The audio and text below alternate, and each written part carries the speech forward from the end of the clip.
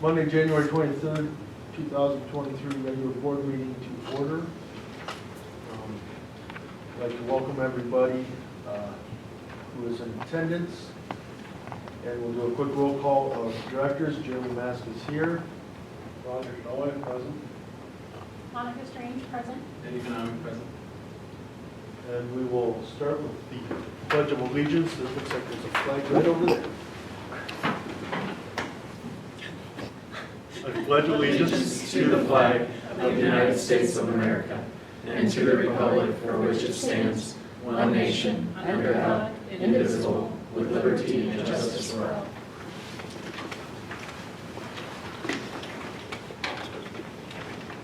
And we'll review the I-35 mission statement and district priorities.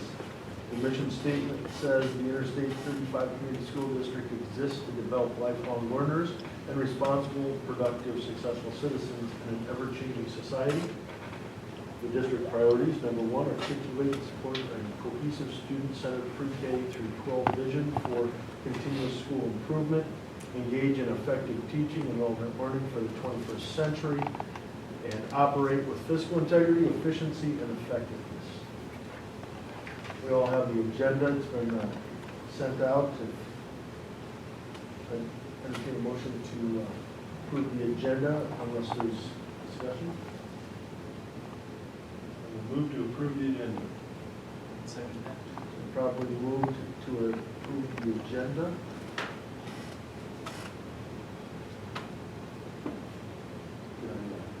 All those in favor signify by aye. Aye. Aye. Opposed? All right, open forum. Residents, students, parents and guardians, and staff members of the district may address the board about relevant topics. Those who wish to speak must sign up at the beginning of the meeting. Speakers' participation is limited to 5 minutes per meeting. We ask speakers to remember that Iowa law prohibits the board from discussing specific employees or students or their performance. Okay? Administrative reports. Mr. Monte's listed first. Yeah. So I'll just talk a little bit. First semester, I think, went very well to start. Really focused our time on behavior and kind of getting those things kind of into check, so students were doing what they needed to be doing when they need to be doing it. With that, this semester's focus is really going to be on looking at how we can improve that engagement within the classroom. So I talked a little bit about how developing relationships is important, things like that. Our engagement first semester through all of the different spot checks across the board was hovering right around a 68th percentile when you looked at students' engagement in the classroom. This semester, really what we're going to be focusing on, in addition to a lot of other things, is how can we improve that engagement in the classroom? How can we get students to have something to work on throughout the entire lesson and be engaged in the work that they're doing? We're going to be looking at how to develop a culture between our students and our staff on how to build those relationships necessary, because we know that not every kid that comes into an algebra class really wants to be a mathematician. We know that's true. And so how can we engage them in other ways so that when they're there, they work as hard as they can? At some parts, first semester when we pulled grades, we had 70-some kids on the DNF list. That's way too many. And so we have to navigate some of the roadblocks in our ways to get those to be better checked. And so we're going to be working on developing that culture this semester. And then additionally, what I'm most excited about is really doing the work that's going to get our district ready to push forward with SRG.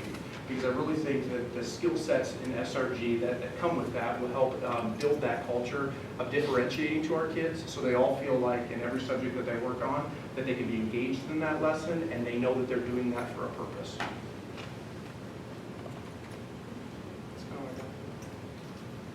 So when you say 70 kids on the DNF list, that's about 25%, right? Yeah, that was one of the first checks we did, and I was absolutely flabbergasted. Is there been, that was early in the semester? Is there been shown? Yeah, at the end of the semester, 20-some I think ended up, and so I don't have the exact number because some kids had incompletes and things like that, and so I don't know.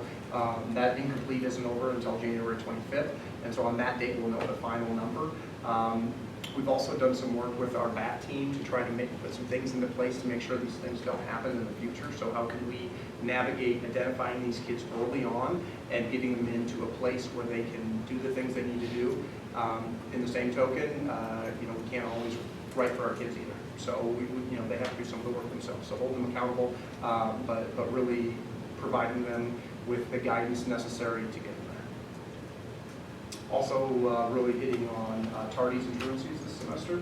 And so I have 2 associates that are running our tardy and truancy after-school detention on Tuesdays and Thursdays. I know we're only in the start of the 3rd week, but we've only had 1 student that has made that 3 tardies and then had a detention. So that's way better than first semester, where by the 2nd week we had 70-some kids that were already on that list. And we were like, uh-oh. So, you know, I pulled them all in and talked to them at the beginning of the semester. I think we've seen some good improvement on kids getting to class when they think we have. What was the cause of them not getting to class? I don't know. I don't know. I don't know. It was a lot of different, I mean, I do know. I mean, there's a lot of different things, right? You know, people thinking, I mean, students not telling people where they're supposed to be, you know, just wandering, I mean, a bunch of different things. So there was just a lot of kids that just kind of willy-nilly got to class. And So was the enforcement a surprise to them? I think, I mean, I just had the conversation, and I think what happened is you build that culture with your kids first semester, and when you say, hey, I'm going to do this, they know you're going to do it, I guess. And so we just haven't had the kids as late to class, I guess. I'm not saying it's not going to come. I'm not going to say by, you know, next time I talk, there might not be 20 kids that served a detention for having a tardy, but at the end of the day, if we hold them accountable, kids know we're going to hold them accountable, and they're going to hold that line because they're good kids. They hold the line where it's supposed to be. So. You had mentioned engagement, 68%. Tell them about that. Do you have a goal? Yeah, we all want our students to be engaged 80% of the time. Because we know if we can get 80% of our students engaged in the lesson, we have a much better chance of getting them to proficiency. It's the same thing that we talk about when we talk about Tier 1 classroom instruction. We want 80% of the students to meet that Tier 1 because our system can't really support more than 20% of those students that aren't meeting that Tier 1 instruction, that Tier 1 engagement, that Tier 1 anything. Do you think that you might roll out the middle school cell phone plan to the high school? I'm not really there. I think it's really important for the middle school kids to be engaged in their lessons. One thing that I think about high school is we have to teach our kids gradual release of things. We have to teach them that, you know, if Mr. Ted here is our classroom teacher, and he says cell phones need to be put away, they need to make sure those cell phones are put away, and he needs to hold them accountable. And if they don't follow his rule, send them down to me, and we'll make sure that that cell phone's not an issue. I think that one of the things that we see is, and that's one thing that I'm going to try to work on a little bit this semester with the teachers, is if it's a problem, send them down. I think that sometimes we're unwilling, because we think it's a minuscule problem, that we're unwilling to do some of those things. But the students that come down for cell phone issues typically aren't repeat offenders. I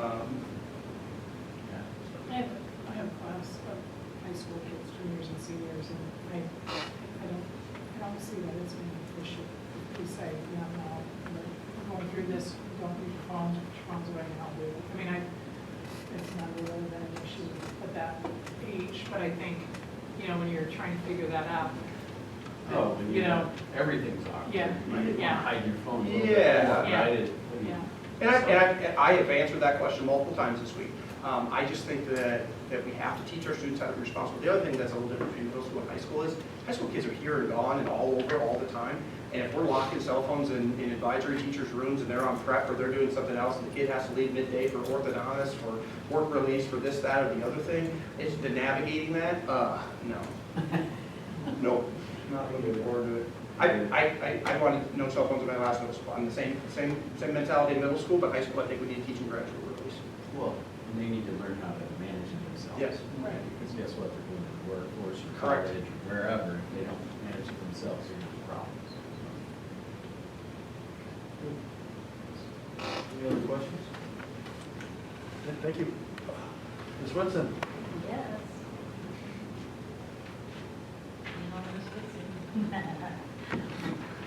I put the cell phone policy with the help of my staff. It wasn't just Whitson, but there was an uptick in poor choice of students. I'm just going to leave it at that.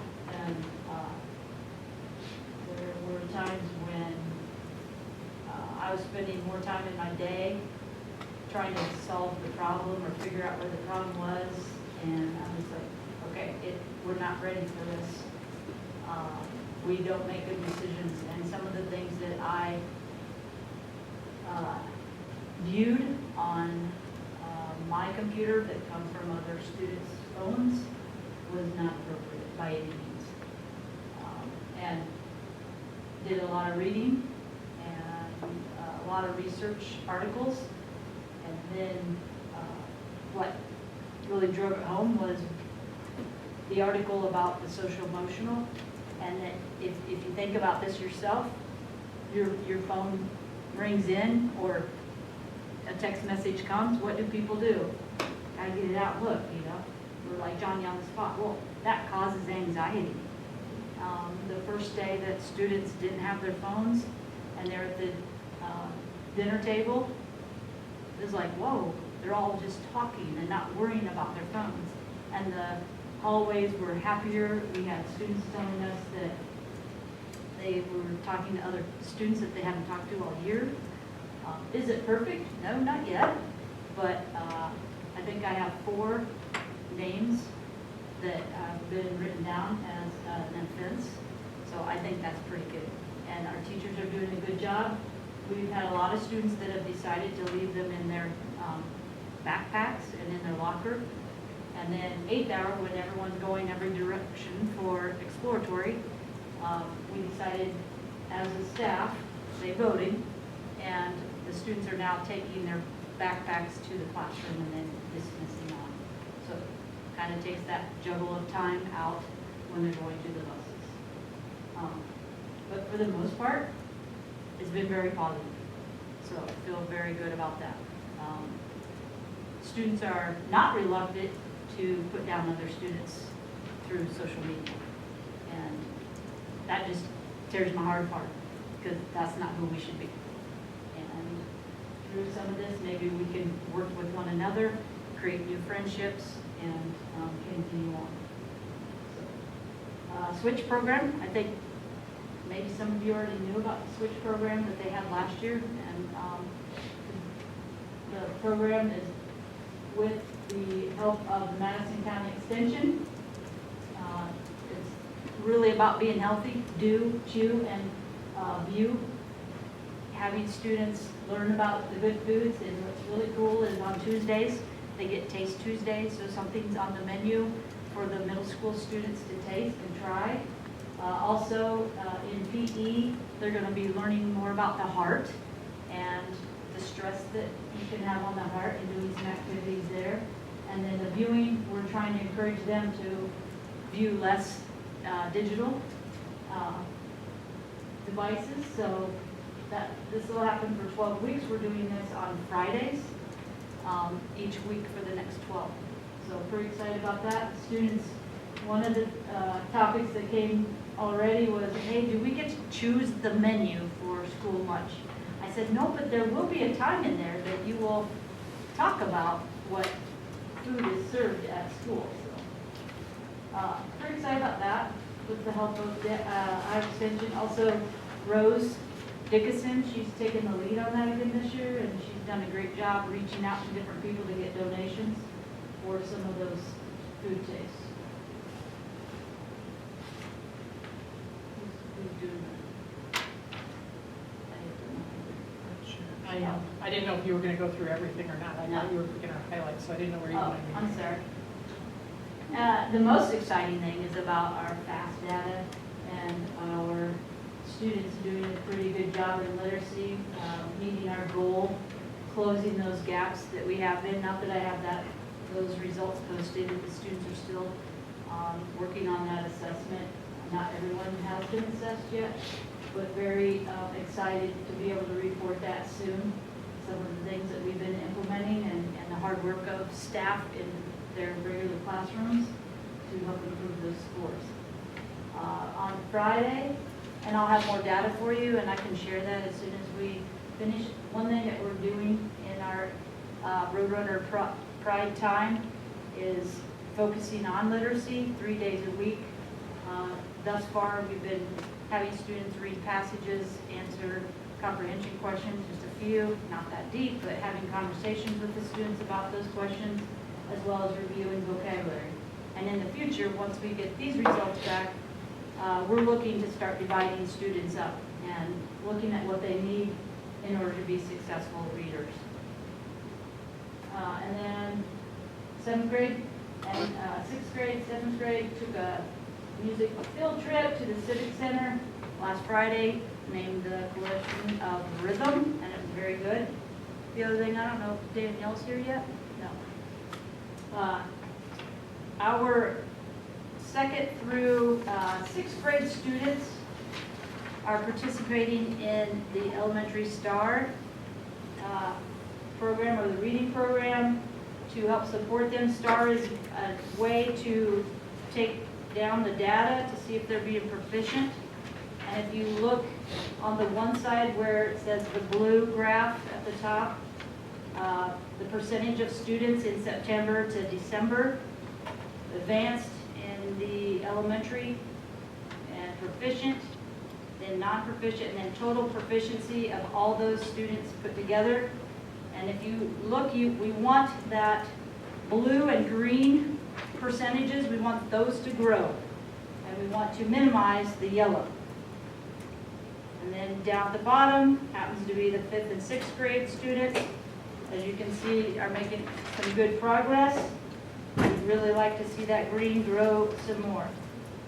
The exciting thing for 5, 6, if you turn your paper over, you can see the growth that they made from fall, or September, to January. And green, again, means good. The students in 5th and 6th grade, I can only speak for them, they have been challenged to read 220 books. And thus far in the quarter, they've read 117. So they're going to come close to meeting their goals soon.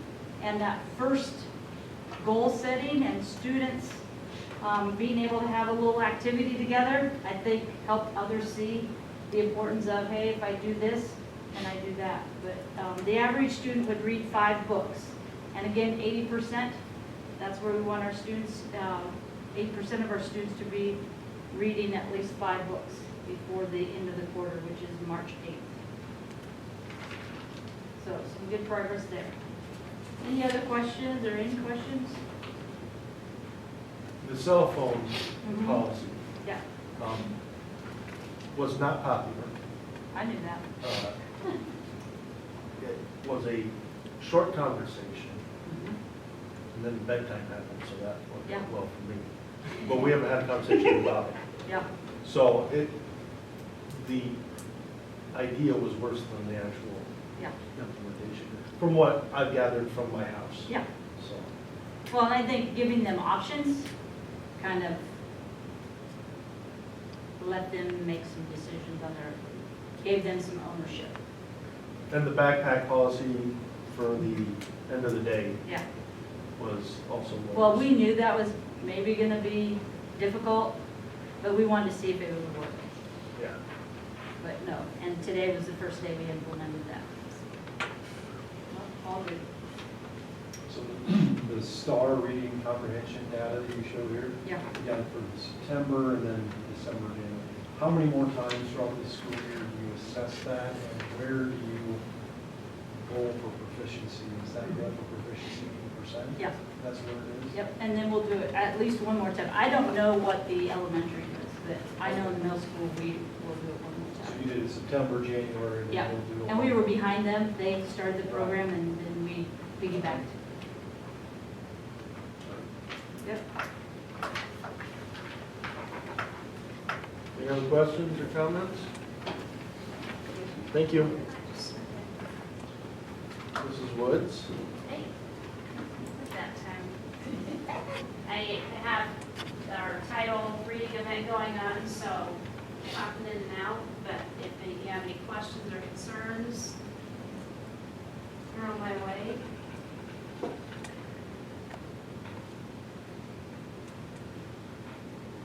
The other thing I have, just on the lead talk thing that you put in there. I just think that's a really cool idea, and I hope it's doing well. I know it's just kind of starting, but sounds like something that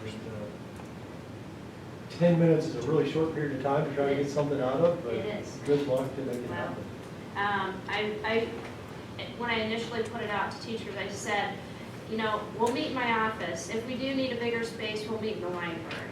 and I was pleased to have to say, we're gonna have to leave the library. And just the amount of people showing up for that 10 minutes is mind-boggling. So it's been pretty cool so far. So round 3's tomorrow morning. On the pie auction, like results, I think they did fantastic from what I saw. What are some of the initiatives that, can you give a couple examples of Yep. initiatives? So the team, I have not been able to be with the team since the pie auction, which is fine because they're pretty self-sufficient. But one of the thought process we have, early in the year, we talked about grant writing for 2 things. And the thing that kind of got put on the back burner is what we were calling common calm down corners per se. And that just means in every room a kid goes in our school, they need some common language and some common resources to de-escalate. And so may that be, every kid's a little different, but sand timers are a prime example of something that's visual that helps them wrap their mind around the passing of time and their ability to de-escalate, or even a kind of a sensory piece that they can see. So a sand timer is usually something you want in most elementary classrooms that they can monitor time and de-escalate and work towards, you know, self-regulation versus a teacher or adult working towards that. So they have we have a list of things we would like for that project. I'm assuming that most of that funding would go towards getting those materials, which when doing the count, I think that was roughly 30 spaces. So everything we buy times 30, so that every time a kid goes into a room, what they need is there. That makes sense. So I would say I was 80% sure that's probably what they want to do with that moving forward. That's great.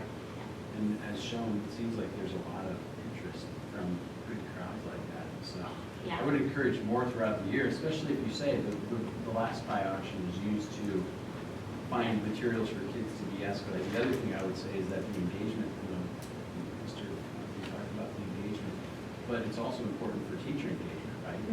If they have the resources to utilize this, they'll be much more engaged, which leads to, it's just kind of a positive cycle. So Oh, yeah. I love Yeah. seeing this because Even, and I don't know that I wrote about this, but like, just that initial pie auction, I had 90% of that team show up, all hands on deck, they just showed up. I was just flabbergasted, because usually when you do something like that, you know, 2 or 3 Right. leaders show up, and the whole team, the whole staff team was just there, ready to sell pies. They were over-prepared, over all the things, over the top, and I was just, they were all in, so that was cool, and I don't want to overuse my pie selling abilities. No, but, no. but I don't want to underuse it either. Yeah, exactly. You got to optimize it. Yeah. But no, we went through a lot of the, you know, things that make people tick. In a couple of those examples where they take all the surveys, right? And teachers, you could give them a $100,000 raise each. I mean, they would love it, but they're more incentivized to change a kid's life, right? Yeah. Because that's why they do it. So I think this is an awesome way to get people engaged. Right, once that- Okay, yeah. 100,000, that was a big number. Just kidding. Okay, that was a bad one. Maybe $1,000 raise There, versus not bad. giving a kid, you know, the ability to, you know, because that's why they do it. So I Why like is the the kid engagement. sweating? Watching some money out back. Yeah, right. No, so I just wanted to, I think it's a great deal. So. Thank you. The trusted adult Yep. board, Mhm. I enjoy that. Every time I walk past, I stop. And my father, as told Sharon earlier, that he was commenting on the building. He was down that end, and that was one of the things he, like, I kept, you know, keep moving. Yeah, yeah. So- Well, that's it's a definite talking point. It's like a Where's Waldo kind of you get Yeah. lost in there, but she did just re-pull that data, and we're down to 2 students that have not identified, and they cannot physically verbalize. They're just of age and of disability to not be able to produce a name, if that makes sense. So the team's gonna think about where to go with that next. But the cool thing is everybody who's willing and able to claim a trusted adult has done so. So, Good. yeah. Wasn't one of the awards having lunch with the trusted adult? Or Yep, have you yep. guys followed through on that? Is there any? Yep, so we have this little table, I don't know if you noticed that on your walk, but Ms. Myers, our art teacher, made us this. It's an old retro fold-up table. She's painted on the front of it and made a hanger so it hangs on the wall. Looks like a picture. And, yeah, it looks like a picture. And when parents or grandparents want to come eat it, have a date, we set it up for them. And then kids, when they want to have a date, we set it up for them in the lunchroom. And that's gone over really well. Yeah, my son cashed in his beef tickets to eat lunch with me one day, same thing. There you go. It was fun. Wait until you have teenagers, those days are No, they're not over. gonna do that. Enjoy it now. I want you to drop food off, though. Oh, yeah. They just don't want you to stay. Oh, yeah. Maybe you can go. Cool, Yeah, thank it's you. gone really well. Good. Thank you guys. I'm gonna run back to the reading of it. Thanks, Mrs. Woods. I aimed mine at our January Professional Development Day, so I know you go through it. Staff, we spent a little over an hour together in organized in all 3 buildings, represented in each group, centered on some of our talking points of leading our culture in our district. And so one of the big things I handed out were looking at all the positions in our district, from our bus drivers to our custodians to our paras to our teachers, all the way around, and understanding the different vantage points of how responsible you are in our culture and our cultural learning. So I had given the staff 4 or 5 examples of situations and then asked them to work together in groups, and again, those groups are spread out all over the district, of how would you move forward if you were this person? How would you move forward if you were this person? What are the responsibilities and roles of these individuals? So that way you had to live in that person's shoes. So when it comes directly to that, if you have questions, please let me know. I've been trying to keep you guys updated on the totals for special education. So right now, this has jumped since last time we met. We've exited 6. As of this coming Thursday, that'll jump to 7 because one of those 45-day trial outs has been scheduled to be exited on Thursday after school. And so we're moving along quite a bit faster than we were last year in being successful students. And then I did put on there, because I look forward to May. I know this was on my one last month, but that Roadrunner night at the park is going to land on the school board night. So a conversation for folks, if you guys want to be involved in that, maybe being able to push your meeting date a day or a week or something. So. Change location. So, oh, yeah, we got it there, even better. So, you mean downtown across the street before the game, even better. Okay, so, we are going to have one more special piece of that evening. I'm just not ready to announce it yet because not everyone's been made aware, but it's going to be pretty fun. So, questions about any of that?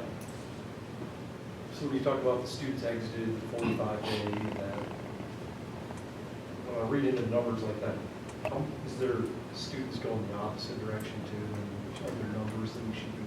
I guess I understand what you're saying. So if we pretend we've had 7, that doesn't mean we have 7 less than we started the year because we've had students become identified. Currently in our building, that number would be less than that, only a couple this year, but we have had quite a few move-ins and other students that have joined our district that would offset that number. Maybe you see the total number. Sure. Might helpful just to see, it's plus or minus, just to see where that is too. Because it is, I think it is important for us to understand just what percentage of our school population does have IEP. So I know that's not possible. Understand that. Coming into the year, we hover around that 11% is where we were at. Right now, to get an exact number, if you assume that those 9 all exit, then I think we would be sitting almost close to a wash at this point of the year for move-ins and others that join the district. That would be really darn close to that. I don't want to stop the celebration. No, 6 totally. exiting by any Yep, means. yep, Just yep. getting a big picture. Yep. So, I think that's important because one of the things that we talk at the board table quite often about is the special ed deficit and how much that impacts property taxes. So I think just getting an understanding of how that works in greater detail helps. So. Right. Thank you.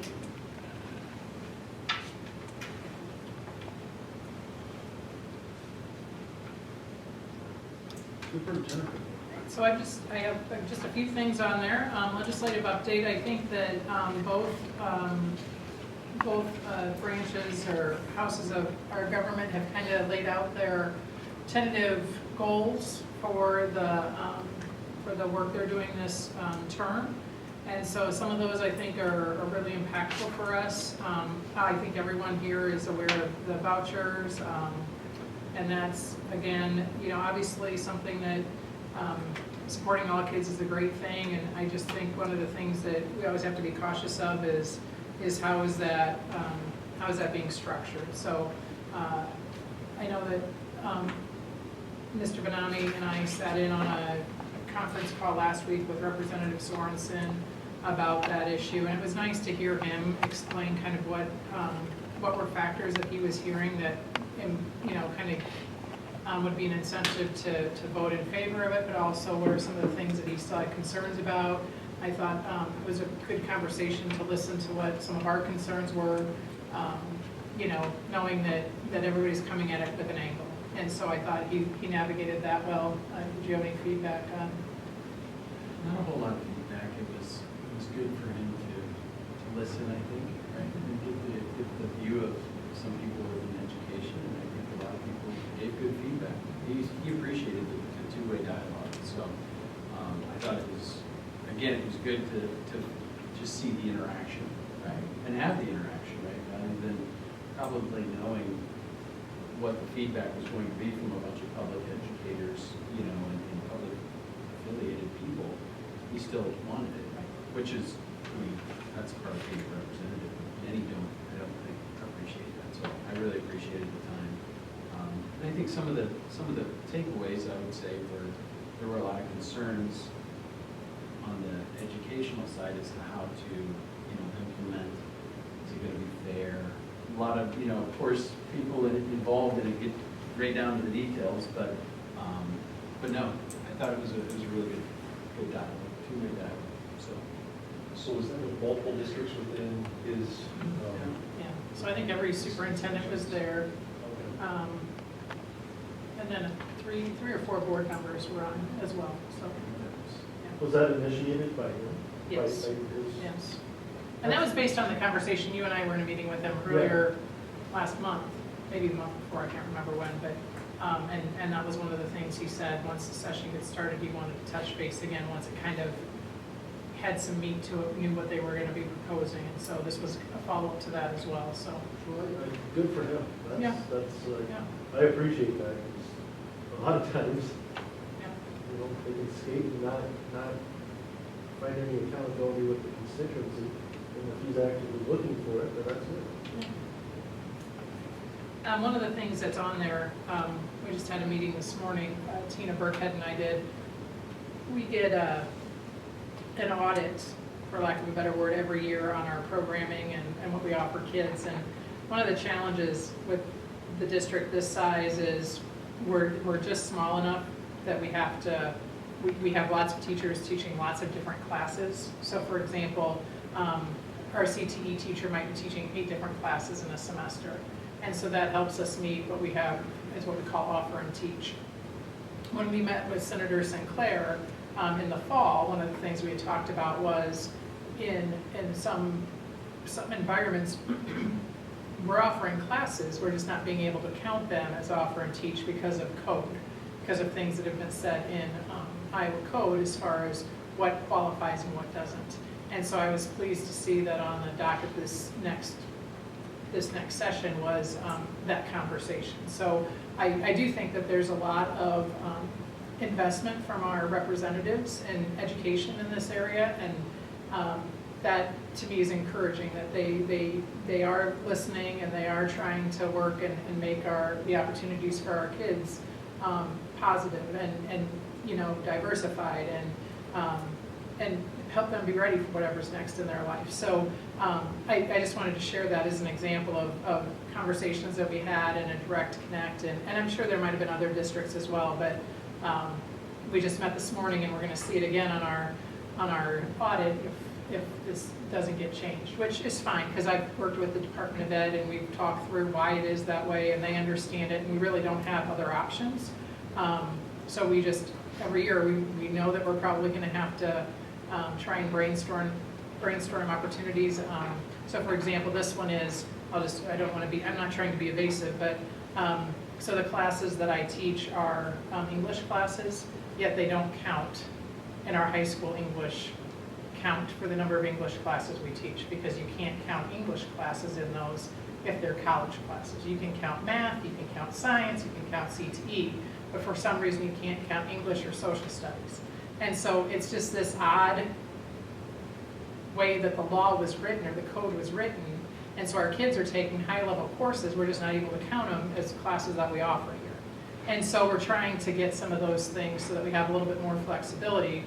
We're trying to push our kids, give them opportunities, yet because of the way it's written and interpreted by the Department of Ed, we get dinged, so to speak, about it. So that's just the example. Include like sociology? Yeah, sociology, psychology, yeah. So those are things that we still are advocating for and working through with the legislative session. But I was pleased to see that that was one of the points that was being discussed. So I don't know what will happen with it, but at least it's there and people are going to talk about it. So Why would that be? Because like comp and, like my daughter's in comp, and that's a class you have to take in high school, isn't it? Is it still No. not a required course? no, it's not required. So when you're in high school, you have to take 8 credits of English. 3 of them are, so you get 1 each semester for English 9, English 10, and English 11. So 6 of them are required in those classes, and so then you get a year of electives. And so the electives are like Comp 1 and Comp 2, or Myth and Film, there's a fiction class, there's a college writing class that's kind of a prep to Comp 1 or Comp 2.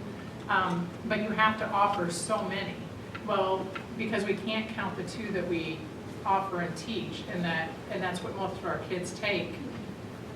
We don't have 2 other classes on our roster that they're saying we need. If we can count those 2, then we don't have an issue. But right now we can't count those because of the way the code is written. And what is comp no longer required? I think I had to take comp when I was in school. I think it was required. You can take any writing class you want. It doesn't have to be comp. You can take creative writing, you can take college writing, you can take Comp 1. You can take any one of those options as a student. So you do have to take a writing component and you take a literature component. So there's, but you don't have to take college comp. You can take any one of those. So, any other questions about, we'll have more, I think once vouchers moves, then we'll get into some more of the meat and potatoes of what we're advocating for. Hold everything else back.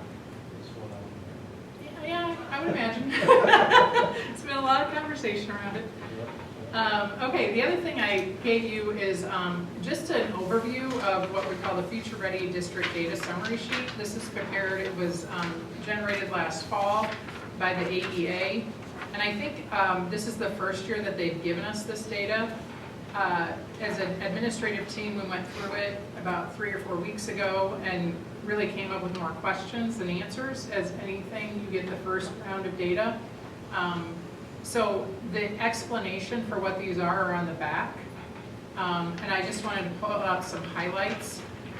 So preschool participation is one that I know when our elementary principal saw that, and I can say this because she's not in here, saw that, she was a little alarmed by that because we have a much higher percentage of students that are in preschool that this 75% does not indicate. This is from the year before, so this would have been the year after COVID. And so we would have had several kids that were not in preschool. And I think we had 6 or 8 students that we knew were coming in that did not go to preschool, but were in our kindergarten program. So I anticipate that number will go up. I would think if we looked at that number for the past 3 or 4 years prior, you would have seen a much higher rate, probably in the 90% in each of those years. So knowing that this is the first year that it's actually been compiled like this, I think of it as our baseline. If you look at all of the kind of the pie graphs there, it gives you an idea of the academic performance there. It gives you an idea of where the state is. That's what those little yellow ticks are in the academic performance profile. If you go to the conditions of learning, that's where the red ticks are. So you can see kind of what those ticks are where the state level is. So graduation rate, obviously higher than the state, which we're We're pleased about the FAFSA. I'm not sure what the research is on that, but that seems to be a big push for a lot of our marks as far as if kids are ready to go to college, is if they complete the FAFSA, which is surprising to me. But that's a data point they now track. You can see that we're above the state average, but we have several kids that go into apprenticeships. We have several kids that go into work-based learning at school and then go into the workforce. And so we wouldn't expect that to ever be probably at 100%. So I'm not sure why. That's one thing that I have on my list when Angela Steinlag and I meet with the kind of the person who organizes this, because it just is, I'm just curious. The other one is that ICAP. So if you all have children that are getting ready to graduate, the ICAP is that 4-year plan that they create in 8th grade. Every one of our students does that every year. And so we suspect, after an initial conversation, that we have a box checked or not checked about getting a parent signature on that every year. And that's why our score is 19%, even though we know every student does it every year, because she does it with every student. And so the state apparently wants a signature on that every year, and we have not been asking that from our high school parents. So that will be something that once we change that, that number will probably increase dramatically as well, because that's something that she does do every year. So I wanted to get this to you because I think it's important. If you look at how much we've spent and kind of our energies on CTE, you can see that we have well over the state average of kids who are concentrated in that. And I think that speaks well for our program and where we're headed. The number of students who took college level coursework was at 90%, and the state average looks like it's around 76 or 77%. So a lot of good things to talk about on this, and some things that we're targeting for areas of growth. So.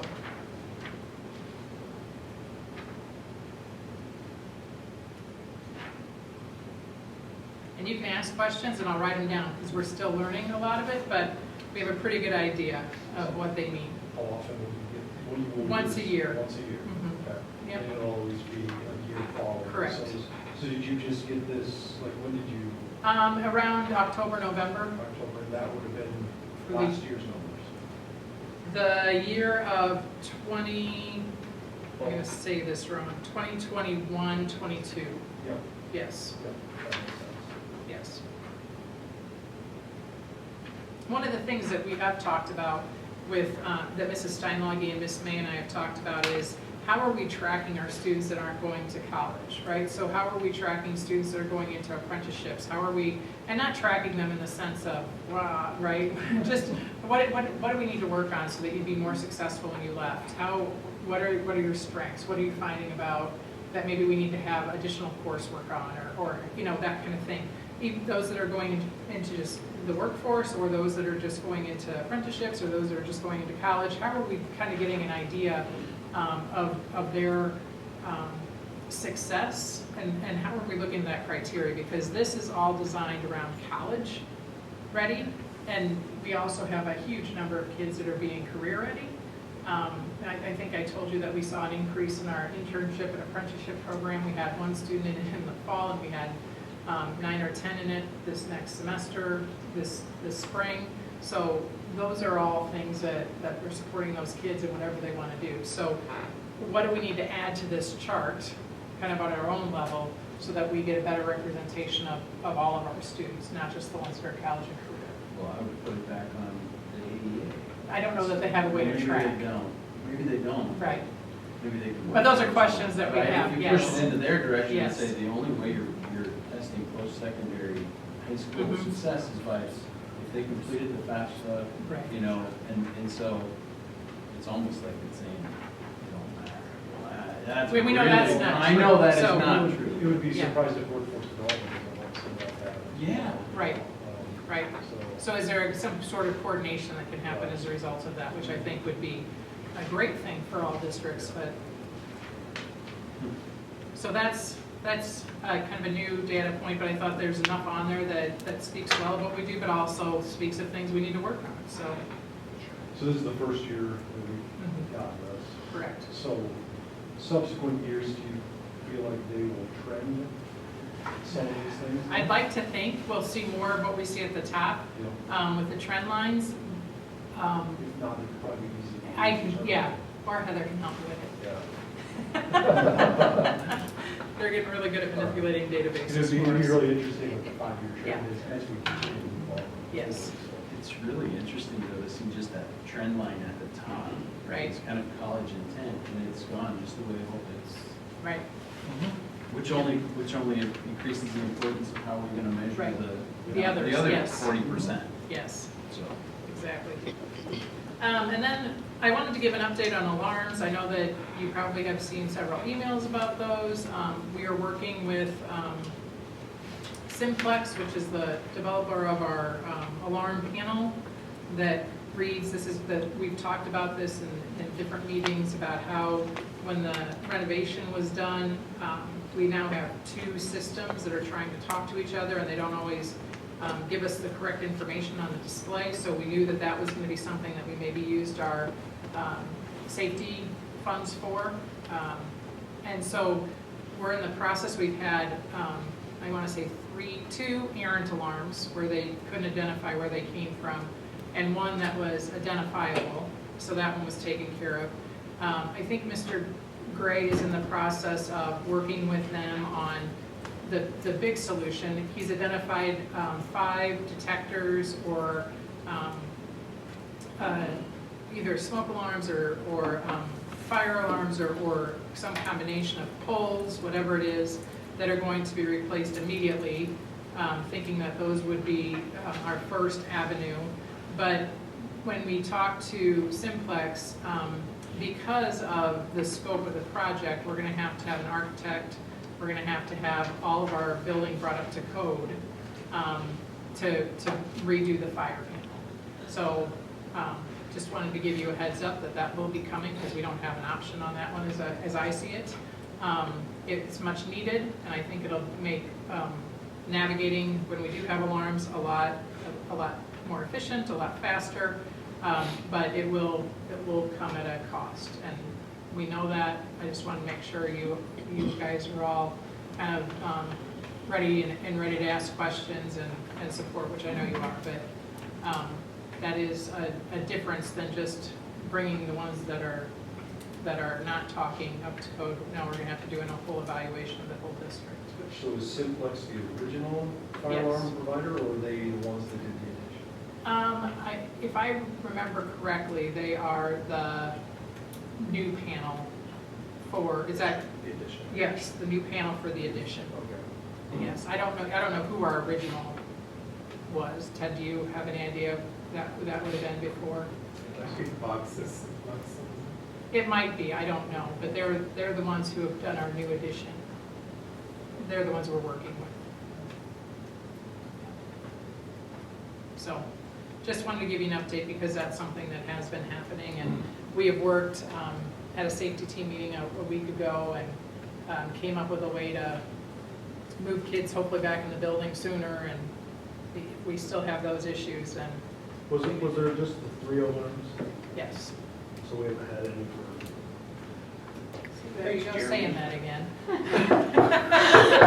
Everybody knock on something. sorry guys. We're getting good at it? Yeah. Yeah. So time frame on that, they have to produce basically scope of work. Yes. Do they have a timeline on what they're doing? We are set to meet with them, I think one day this week. We had an initial conversation with them last week. Well, we've been in conversation with them, but I got an email on Saturday, if this tells you anything, and they said, we understand that you have an emergency. And I'm like, yes. So I know we're on the fast track, but I don't know how long that takes with architects. And so I can give you guys, I'll just send an email update if that's okay on where we are with that, because I know Rick met with them on Friday. I wasn't able to be there. And I know that they have a bid to replace the 5 units, which is, I think, $2,000. We're going to take care of that right away. But then the timeline, he wanted to talk through in a little bit more detail. Okay. So.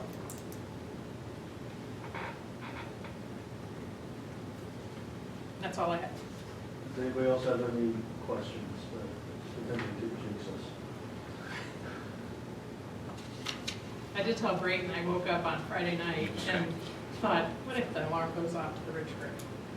She told me that in the middle of the Ridge Grid. I was like, And he What said, are you I already doing? thought of that, so he was prepared. I've been thinking about that every youth basketball Saturday I've been here too, so. Yeah. All right, thank you very much. All right, consent agenda items. This will require a motion and a second for us to approve. Past meeting minutes were distributed, monthly bills and the financial statement. We did have the extras on the tables. And then resignations and contracts. There's one clarification, Maggie Llewellyn resigned from the content coach position, not from the middle school student council advisory position. Is that a clarification on like last month's? Yes, last month it was somehow listed as all inadvertently, and so we just wanted to clarify that so everybody was on the same page. All right, and then Alana Carico resigns from the day custodian position, and then there was some open enrollment that everybody received as well.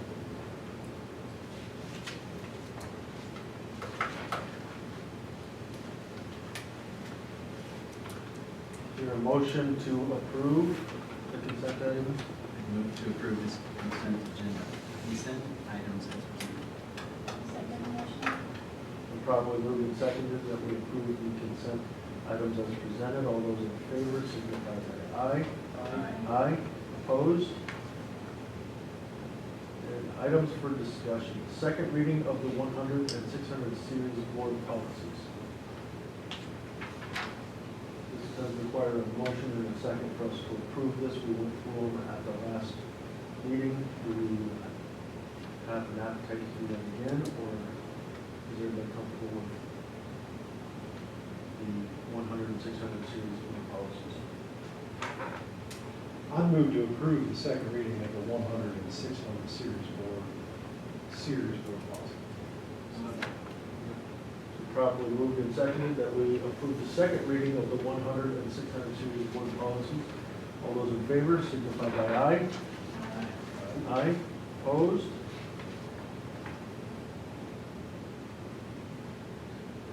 This moves us to the scoreboard bid approval. let's have some fun. All right. So, a little background, not to read word for word. We started out the issue with our scoreboards, like major issues, the tail end of last basketball season.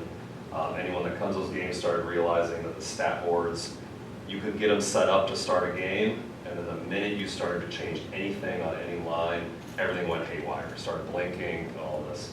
The last couple games of the year, we just shut them down because there was no way to get something fixed that quick. Had some folks come out, not only fair play, lots of phone calls and Zoom calls and all that. Also had an electrician come out to check and prove this wasn't an electrical issue. By mid to late spring, I'll say April to May, started realizing that we just had major problems. That the communication between the quote-unquote newer stat board to the original scoreboards to the gym, which would be at about 30 years old now, was no longer working. There was nothing to make them compatible. No one could give me a straight answer how to fix it. And so at that time, knowing we weren't going to get something done that quickly, the talk coaches just said, hey, we may be living without a stat board for next year.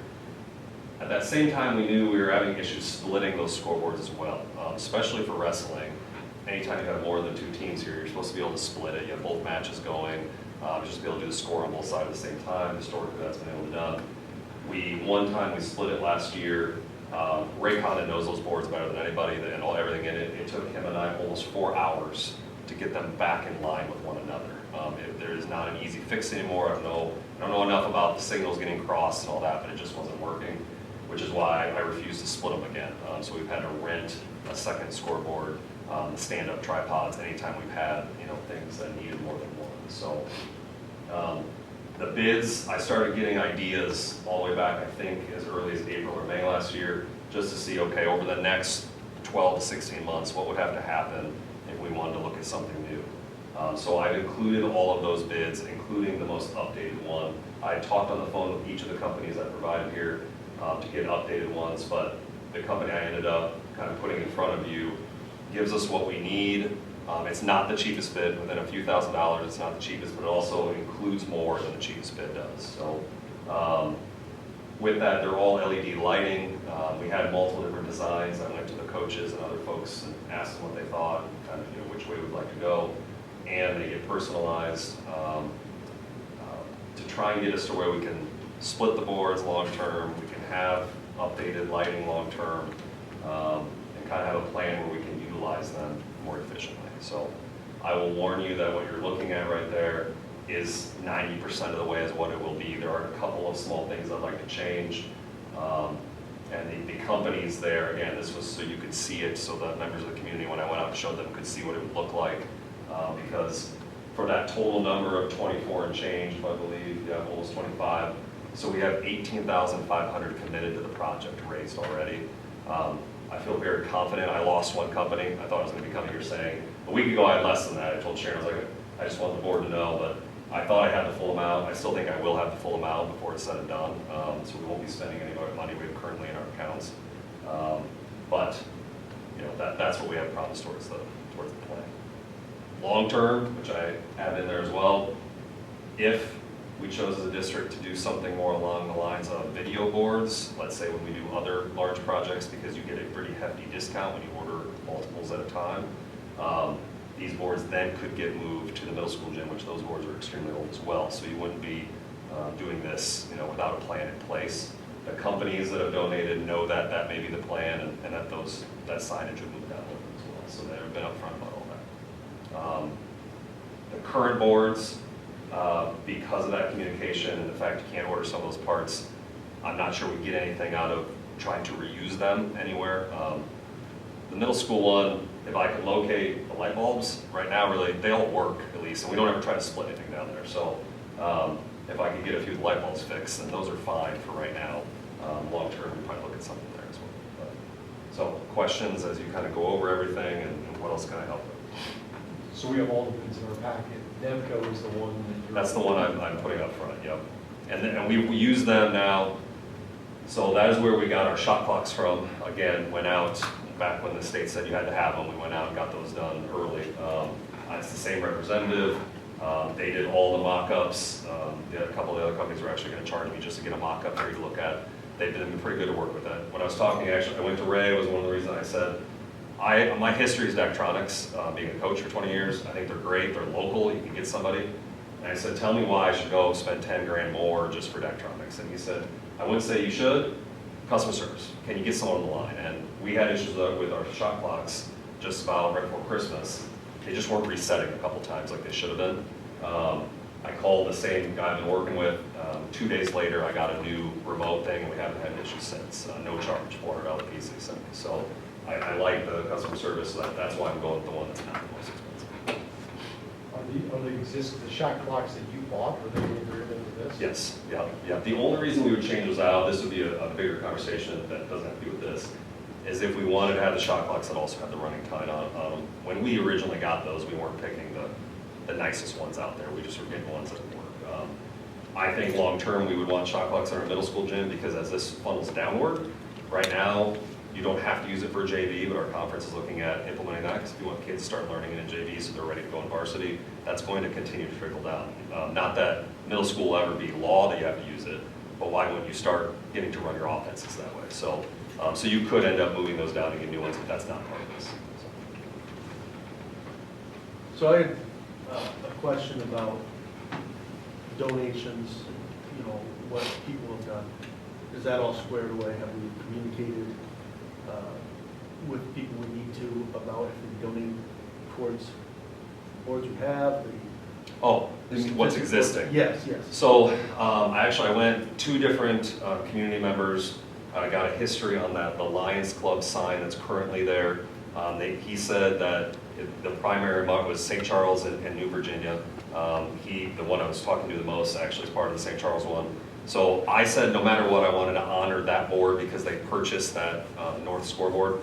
But if they wanted to make a donation towards this, you know, obviously that would be nice as well, and we would still give them one of these signs, because I do have a couple openings, and they're not giving the full amount that some of the other companies are. And so they did a vote at the St. Charles one a couple weeks ago. The 4 members there were all in favor, but they said, why don't we make sure everyone is on board with getting something? I said, either way, we're going to honor that Lions Club sign. It won't be the same sign, it'll be formatted to fit what we have, but, and so that takes care of that one that's there.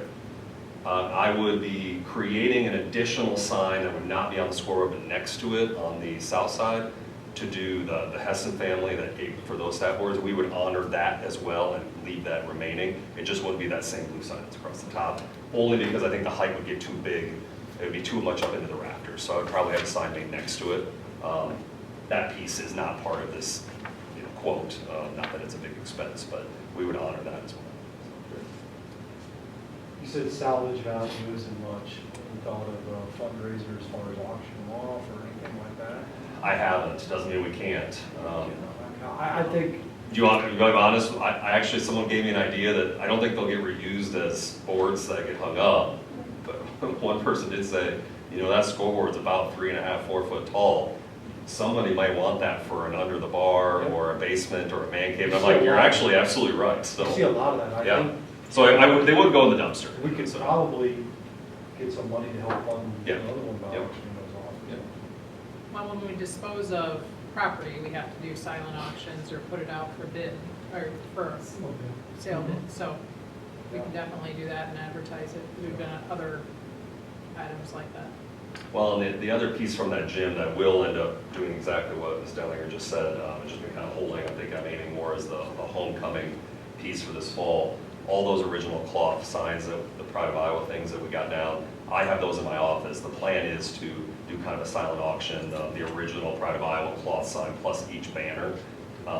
Not that we may or may not need it to fund this, but that is something that's in the works.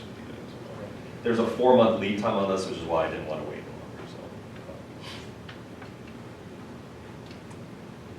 I got one last question.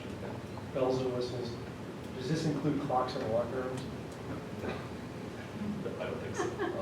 You would coach Douglas, I tell you. So. You mean like are you talking about the halftime thing? Is that? Oh, yeah, so you don't. I was thinking I would just program his phone for 15 There you minutes, go. start and stop time. There's this guy that walks into the visiting locker room and then the home locker room and then the officials room at exactly 3 minutes left in half. Okay. And it gives a 3. I know because I'm that guy. And so everyone appreciates that 3-minute heads up. So you're cheaper than that option? I think I am, actually. So. I'd ask. I remember doing that as a kid. Yeah. For a bag of popcorn. Then you might be cheaper than them. I don't eat the popcorn, so you're good. So Cinda yells at me if I do. This is just more procedural. What are the requirements for us to not accept the lowest bid when we go out for estimates? Yeah, I'm asking because it's. I think you can justify why you're. It's different. The additional There's more- serve, Exactly. additional. Okay. That's all, because Yeah. I knew there were requirements on us that, It's rare that we do, but Yeah, obviously it's not the same scoreboard and stuff. exactly. Yeah, the line item, there are As long as you're multiple telling amounts me of it difference. is Yep. different, right, Yeah. and I saw the line items. Yep. Okay. Like Bobby did with the buses. Yep. Yep. I put new Nevco in my gym in Sheraton, and I had a problem at 6:30 at night because I was trying to split them for wrestling, and I just had never done it. I called them on the phone, they picked up, and they walked me through it in 30 seconds. So their customer service has been great. There you go. We're out of Illinois, so it's not like it's far. but- Yeah. Thank you.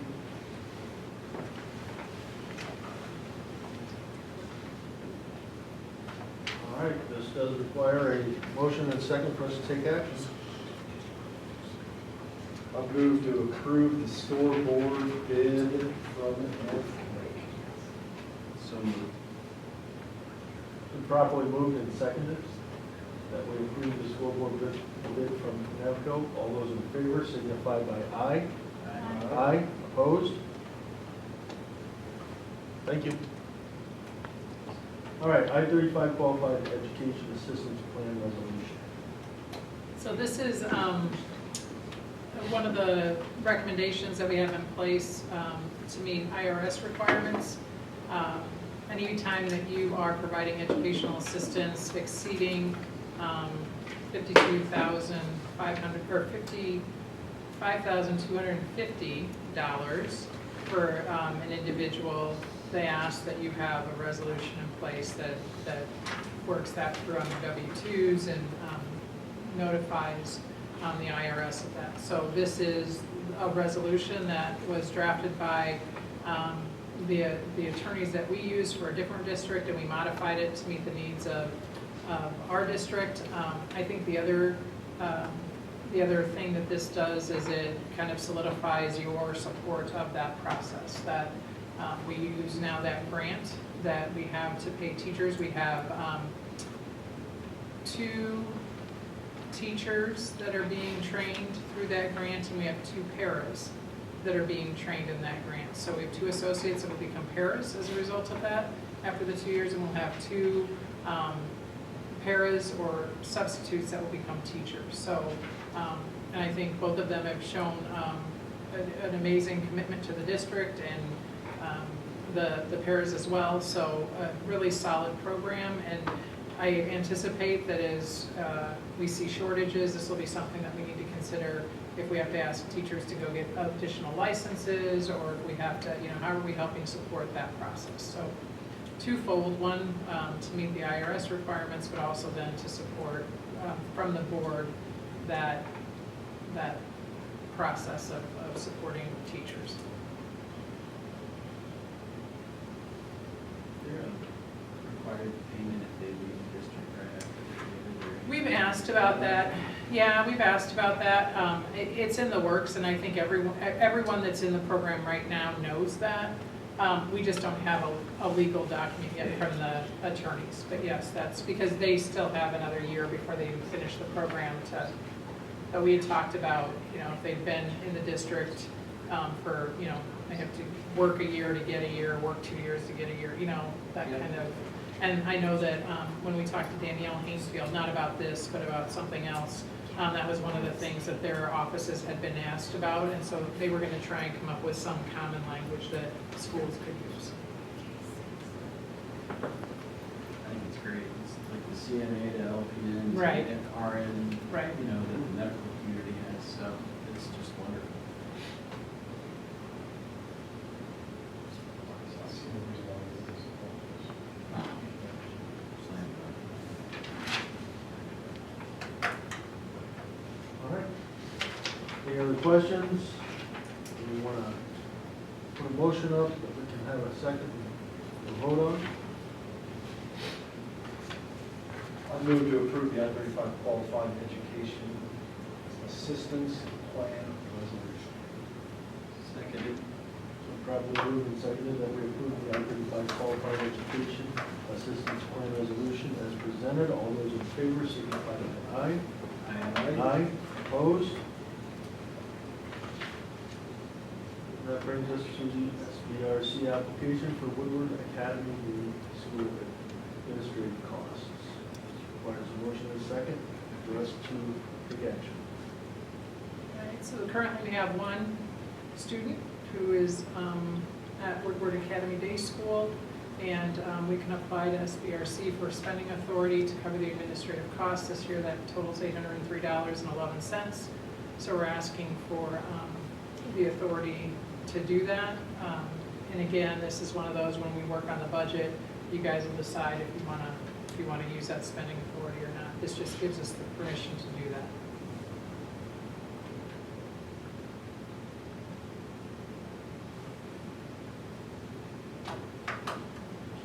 All right, is there a motion to take action?